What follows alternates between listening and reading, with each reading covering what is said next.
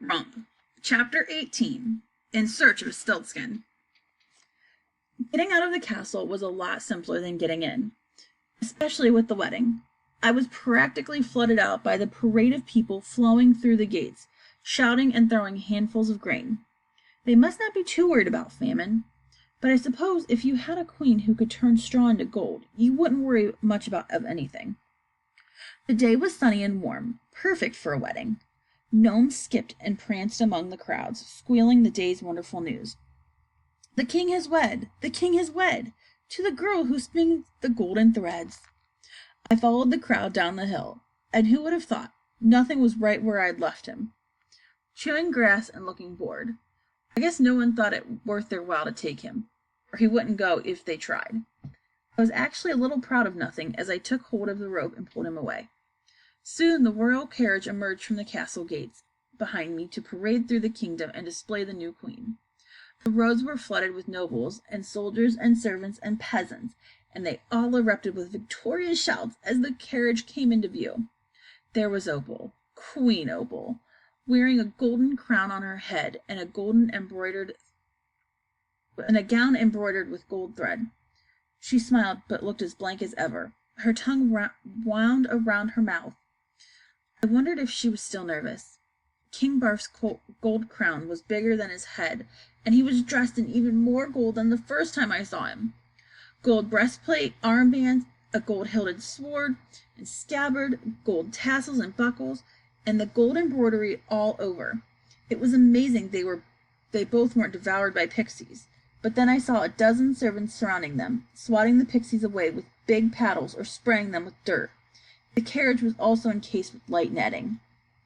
A few unfortunate servants were tossing fat gold coins into the street, warding off pixies as best they could. People were crawling and scratching to get to the gold. The miller and all of his sons were in the crowd, and they bumped and shoved more than anyone, snarling to get to the coins. It was like watching a pack of wild beasts fight over meat. Animals. That was all they were. As I pushed my way out of the swelling crowd, I saw someone else I recognized. Kessler the peddler sat on the side of the road, all by himself. His patchy sack lay limp and empty by his side. He was barefoot and filthy, his bright orange hair dingy from dirt and grease. But at least he had no mice around him. I wondered how he'd gotten rid of them. Perhaps he could tell me how to undo all the trouble I had caused. Kessler held a small object up close to his face. Then he pressed the object between his hands, closed his eyes, and muttered something. When he opened his hands and peeked inside, he growled with rage and frustration, and then repeated the ritual. "Hello, Kessler," I said. "What?" He looked around wildly to see who had spotted him, and finally focused on me. "Oh, yes, hello there. Fine day to you, sir." He looked back down at his hands and muttered some more. I leaned in closer to see what he had held and caught a glint of gold. One of the fat gold coins from the wedding. "What are you trying to do?"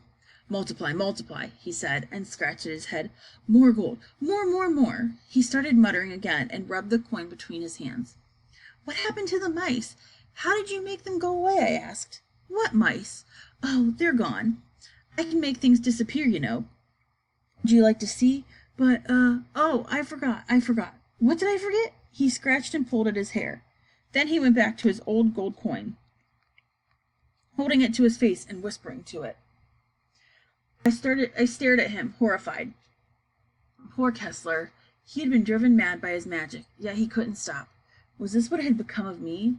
I pulled at Nothing, and we turned down a road that led away from the crowds, and the king and queen and Kessler. I crossed a bridge over a river and came to a sign that pointed in the direction that I was headed. It read, "Yonder and beyond." Yonder, where my mother was from. Yonder was far from the king's city, and if her family was still there, perhaps they would know about the spinning and how I could get out of this heap of trouble. Maybe I could even learn my name. We had barely traveled a mile when dusk approached. I wanted to get a little further from the kingdom, but Nothing kept turning around and going in the other direction. Then, when I had him headed the right way, he kept stopping to graze the grass. We were moving so slowly that the ants beneath us reached the destination before we did. I made up a rhyme about Nothing. Nothing's a fool, he does nothing but drool. But I rule as a fool, 'cause I stepped in his pool of drool. It was getting dark in the eastern woods. I was exhausted, even though we'd probably only traveled 2 miles after all of nothing's walking in the wrong direction, and my whole body was still stiff and sore from my fall.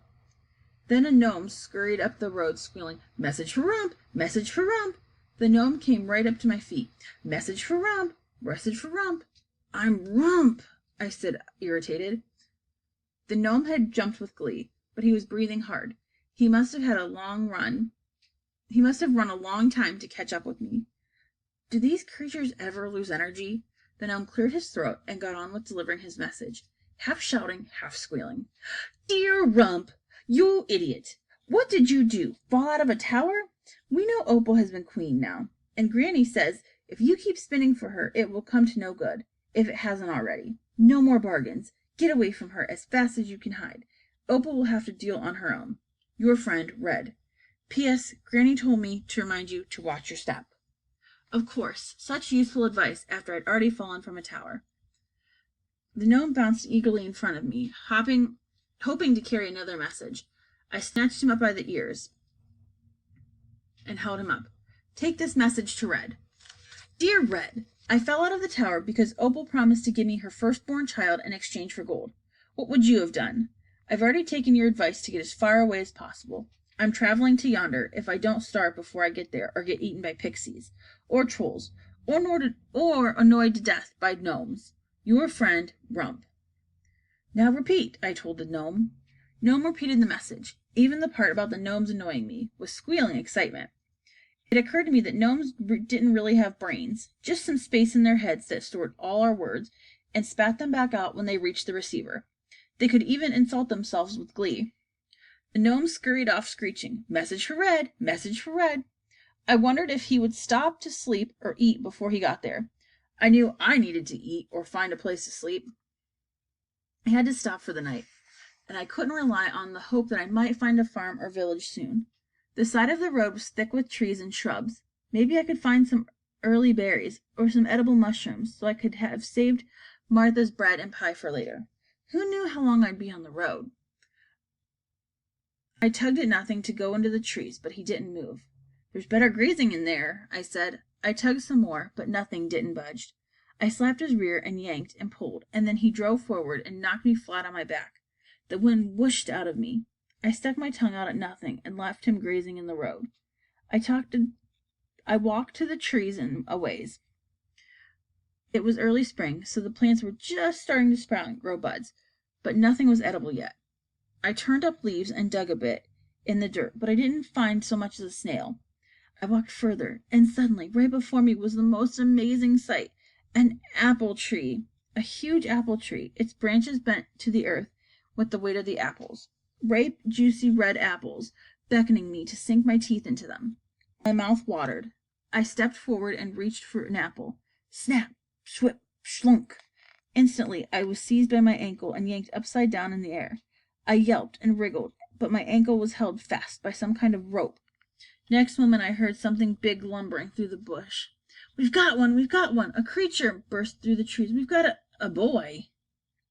More creatures came rushing through the trees. They were all big and brutish, with arms as thick as my stomach that hung down to their knees. Their faces were squished and animal-like, like bulbous noses and yellow eyes and teeth. Trolls!